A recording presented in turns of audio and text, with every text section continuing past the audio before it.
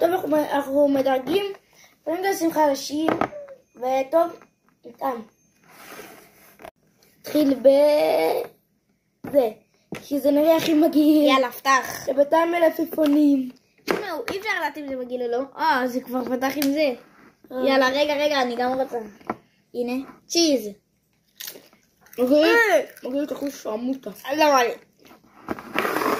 אל תקנו את זה, אל תקנו את זה. עוד מעט נעשה להם המלצות. הוא מגעיל ברמות. עכשיו אותו, בא לי אותו נראה. פתח. נתם כזה פרמיג'ן כזה גבינות. איך אתה יודע? מתי טעמת? יאללה. צ'יז.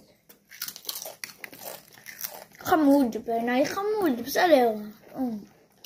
לא נלעב גם. אתה של תפוז. כן, יאללה. תפוז עם פלפל. יאללה, נאי, אחרון. נתם כזה חריף. יאללה. יאללה. צ'יז. זה החריף. וואו, זה מטורף.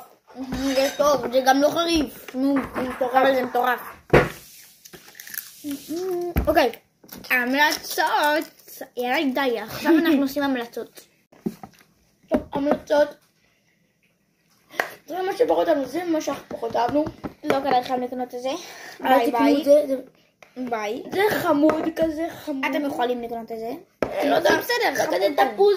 איפה שזה זה חמוד, אתם יכולים לקנות את זה. אתם חייבים לקנות, אתם חייבים. עצור, זה טעים ברמות. זה לא חריף, אולי יש פה פלפלים. באמת, זה גם לא חריף.